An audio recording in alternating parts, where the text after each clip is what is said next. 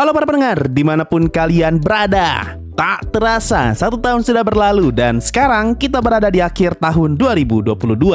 So, seperti biasa, ini dia agenda tahunan kita, yaitu Isekai of the Year 2022.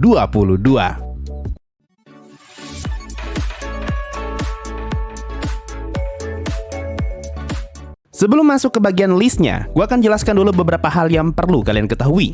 Pertama, anime Isekai Oji-san tidak akan masuk ke dalam list Isekai of the Year, karena Isekai Oji-san adalah anime reverse Isekai. Sedangkan list Isekai of the Year murni hanya untuk anime Isekai, dan bukan reverse Isekai. Selain itu, kalau saja gue masukin Isekai Oji-san ke dalam list ini, maka mau tidak mau, gue juga harus masukin Hataruku Mau Sama Season 2. Jadi lebih baik Isekai Oji-san tidak gue masukkan.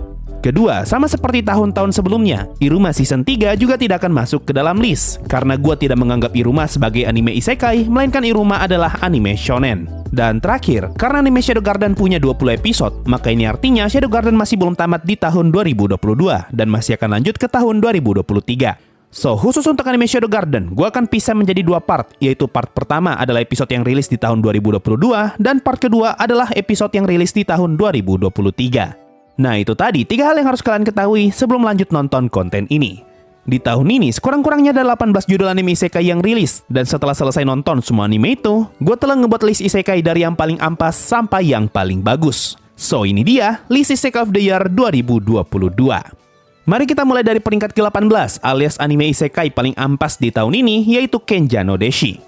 Anime ini sebenarnya punya potensi untuk bisa naik ke peringkat yang lebih tinggi. Cuma sayang, eksekusi CGI-nya malah ngebuat animenya jadi jelek. Padahal, gue sama sekali nggak punya keluhan ketika nonton Kenja no Deshi. Justru gue malah terhibur ketika nonton anime ini. Gue juga tidak ada masalah dengan MC-nya yang berubah jadi perempuan. Karena untungnya, anime Kenja no Deshi tidak punya unsur romance. Cuma tetap aja harus diakui kalau CGI monsternya jelek banget. Dan hal ini ngebuat anime Kenja no Deshi jadi terasa seperti anime asal jadi. Lanjut ke peringkat 17 di tahun ini, yaitu anime fantasi Bishoujo. Satu-satunya alasan kenapa gue naruh anime ini di peringkat yang cukup rendah, karena ini adalah anime gender bender dengan unsur romance. Gue pribadi nggak kuat ketika ngeliat karakter utama yang aslinya adalah laki-laki, lalu berubah menjadi perempuan, dan dia malah jatuh cinta ke laki-laki. Rasanya gue seperti lagi nonton anime homo. Awalnya gue pengen naruh fantasi Bishoujo di peringkat ke-18 alias peringkat paling ampas. Tapi setelah gue nonton anime ini sampai tamat, rupanya fantasi Bishoujo hanyalah anime isekai komedi pada umumnya. Hanya saja ditambah dengan unsur romance dan gender bender. Malahan kalau mau dibandingkan, ceritanya fantasi Bishoujo sama anehnya dengan ceritanya Hatage Kemonomichi dan Shinkanomi. Karena hal ini, gue pun sadar kalau fantasi Bishoujo ternyata tidak seampas yang gue bayangkan. Dan gue pun memutuskan untuk naruh Kenja no Deshi di peringkat ke-18 dan fantasi Bishoujo di peringkat ke-17. Lanjut ke peringkat 16, yaitu anime Gaikotsu Kishisama. Anime ini punya potensi untuk jadi isekai yang bagus banget karena ceritanya yang berat dan juga MC-nya yang unik. Cuma sayang sekali, eksekusi animenya malah membuat cerita di Gaikotsu Kishisama jadi terasa remeh, sehingga sulit bagi gua untuk bisa peduli dengan jalan cerita animenya. Selain itu, unsur ecchi di anime ini lumayan mengganggu. Bahkan hal pertama yang kita lihat ketika nonton anime ini adalah scene perempuan yang bajunya dirobek. Satu-satunya yang ngebuat Gaikotsu menarik hanyalah MC-nya yang adalah seorang skeleton. Selebihnya, Gaikotsu Kishisama terasa seperti isekai pada umumnya. Lanjut ke peringkat selanjutnya, yaitu 15, adalah anime Tensei Kenja no Isekai Life, atau sering gue sebut sebagai Isekai Jamet.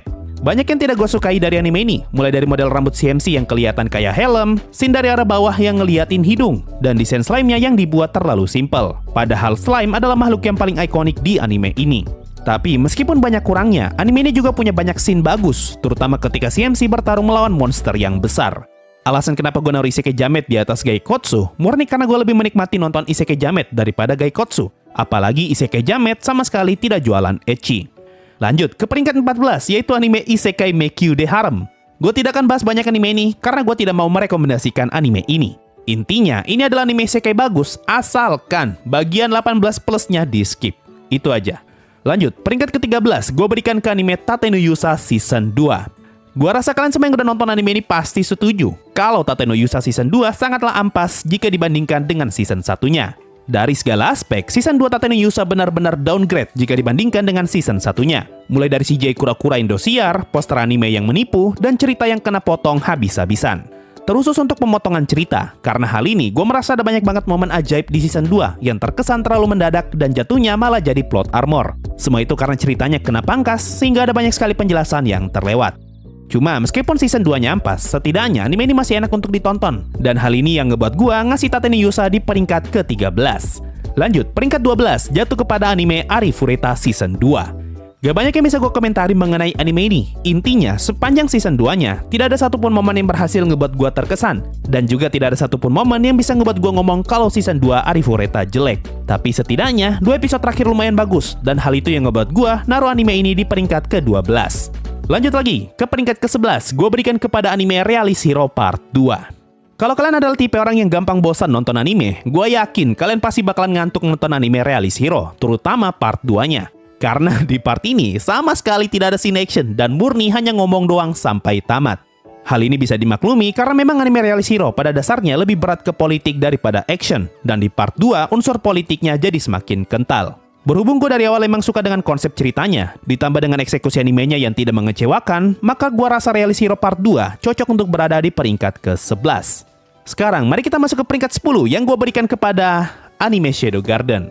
Seperti yang udah gue jelasin di video terpisah, gue nggak begitu suka dengan versi anime Shadow Garden, terutama episode satunya yang menurut gue nggak ada isinya.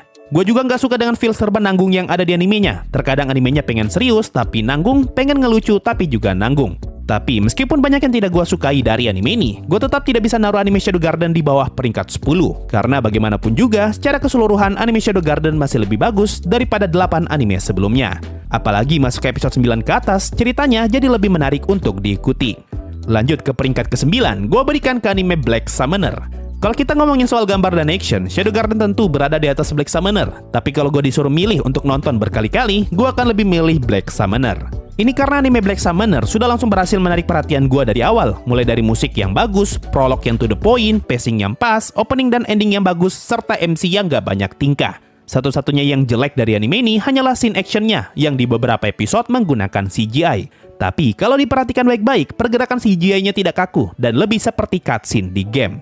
Cuma memang perubahan gambar yang drastis dari 2D ke 3D tentu akan ngebuat animenya jadi terasa aneh. Tapi buat gue pribadi, hal ini masih bisa dimaklumi. Lanjut ke peringkat 8, gue berikan peringkat ini ke anime Virgin Road. Gue pribadi nggak menyangka kalau anime Virgin Road ternyata sebagus ini.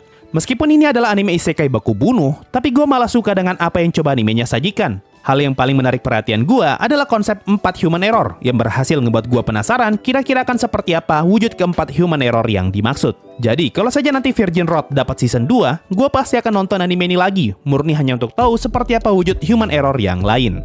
Selanjutnya, untuk peringkat ke-7, gue berikan ke anime Akuyaku. Gue adalah orang yang sangat suka dengan cerita isekai shoujo, terutama untuk cerita yang mengambil tema otome game. Dan anime Akuyaku berhasil ngebuat gue terkesan. Bagian awal anime ini memang terasa biasa, sangat-sangat biasa, tipikal isekai otome pada umumnya. Cuma masuk ke pertengahan season, anime ini mulai kelihatan bagusnya, apalagi ketika si MC mulai kepikiran untuk pakai kostum bebek. Andai saja visual anime ini bisa sebagus Hamefura, maka gua rasa Akuyaku bisa dengan gampang naik ke peringkat 5 besar. Lanjut, peringkat ke-6 jatuh kepada anime Mobuseka. Seperti yang gue bilang sebelumnya, gue adalah orang yang suka dengan cerita isekai shoujo yang mengambil tema otome game, dan Mobuseka adalah salah satunya. Mobuseka bisa dibilang adalah tipe isekai langka yang mengambil latar isekai otome tapi dengan MC laki-laki dan bukan perempuan. Satu-satunya yang kurang dari anime Mobuseka hanyalah penggambaran wajah para karakternya yang terkadang terlihat aneh. Tapi kekurangan ini berhasil ditambal dengan cerita yang menarik. Sekarang mari kita masuk ke peringkat 5 besar. Dan peringkat ke-5 gue berikan untuk anime Lea Dale. Di luar dugaan, anime ini ternyata sangat asik untuk ditonton. Gue bahkan udah nonton anime ini lebih dari 2 kali. Meskipun gambarnya biasa aja, tapi feel yang coba ditawarkan animenya berhasil ngebuat gue betah untuk ngikutin anime ini sampai tamat. Gue juga suka dengan konsep Guardian Tower yang ada di dunia Lea Dale dan misi CMC yang ingin mengaktifkan semua Guardian Tower. Hal ini ngebuat animenya jadi punya tujuan dan berhasil ngebuat gue penasaran akan seperti apa bentuk tower yang lain. Gue juga cocok dengan komedi di anime ini, dan kapan lagi kita bisa nonton anime isekai yang MC-nya ternyata sudah punya anak. Lanjut ke peringkat keempat, gue kasih ke anime Honzuki Geku Kujou Season 3. Dari Season 1, 2, dan 3, gue berani bilang kalau Season 3 adalah season terbaik. Secara visual memang tidak ada peningkatan, tapi kalau kita ngomongin cerita, Season 3 bisa dibilang sebagai puncak sekaligus penutup dari arc yang sudah dibangun sejak Season 1. Hal yang paling berkesan dari Honzuki Season 3 adalah 2 episode terakhirnya yang bagus banget, dan gua rasa sih worth it banget untuk nonton 3 season Honzuki demi bisa nonton 2 episode terakhir di Season 3-nya. Nah, sekarang kita akhirnya masuk di peringkat 3 besar. Untuk peringkat ketiga, gue berikan ke anime Isekai Yakyoku. Pada dasarnya, Isekai Yakyoko adalah anime isekai dengan MC OP, dan gua memang suka isekai yang seperti ini. Cuma bedanya, Isekai Yakyoko lebih berfokus ke sisi formasi daripada nyeritain koopean si MC. Justru koopean MC-nya hanyalah jembatan agar dirinya bisa ngebuat lebih banyak obat-obatan.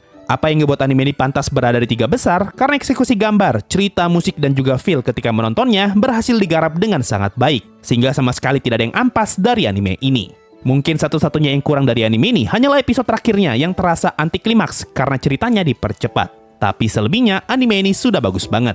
Dan sekarang, anime yang tersisa hanyalah Isekai Pedang dan juga Overlord Season 4 sebagai calon peringkat 1 dan juga 2. Nah, kalau yang ini udah jelas banget dan gua tidak perlu mikir panjang untuk nentuin mana yang pantas berada di peringkat pertama. Ya, apalagi kalau bukan Overlord Season 4. Di tahun ini, sama sekali tidak ada satupun judul anime isekai yang mampu bersaing melawan Overlord Season 4. Musik opening dan endingnya bagus, semua karakter yang muncul di Season 4 bagus-bagus, komedinya bagus banget, CGI-nya bagus, gambarnya meningkat drastis dari Season 3, dan endingnya di luar perkiraan semua orang. Pokoknya, tidak ada satupun anime isekai di tahun 2022 yang mampu ngebuat gua sesenang ketika nonton Overlord Season 4. Satu-satunya yang punya potensi untuk melawan Overlord di tahun ini hanyalah Tate no Yusa Season 2 dan Shadow Garden. Tapi ternyata Tate no Yusa Season 2 ampas dan Shadow Garden malah jadi anime serba nanggung. Tapi bukan berarti karena Overlord, makanya gue naruh anime ini di peringkat pertama. Andaikan kualitas Overlord Season 4 ternyata masih sama seperti Season 3, gue sih yakin Overlord nggak akan bisa berada di peringkat pertama dan lebih cocok berada di peringkat 5 ke bawah. Kalau untuk Isekai Pedang, anime ini pantas banget untuk jadi salah satu top Isekai di tahun 2022. Meskipun gambarnya nggak sebagus Shadow Garden dan beberapa judul isekai lainnya, tapi scene actionnya berhasil digarap dengan sangat baik. Hal yang paling buat gua berkesan dari Isekai Pedang adalah bagaimana cara anime ini menutup setiap episodenya, yang buat gua pribadi sangat sukses untuk ngebuat gua hype. Alias anime ini pintar banget ngebuat cliffhanger di setiap episodenya. Dan tentu saja, hal terbaik yang dijual dari anime ini adalah MC-nya yang terasa seperti Renge dari anime Non Biyori. Nah, semua hal ini ngebuat feel ketika menonton Isekai Pedang jadi jauh lebih menarik daripada kebanyakan anime isekai di tahun 2022 ini. So, itu tadi list Isekai of the Year 2022 versi Megane Sensei. Sayangnya tahun ini tidak ada konten Isekai of the Year versi penonton, tapi sebagai gantinya, gue punya konten lain yang lebih bagus. So, ditunggu aja. Mungkin itu saja untuk video kali ini. Makasih semua yang sudah mendengarkan, dan sampai jumpa tahun depan. Bye-bye.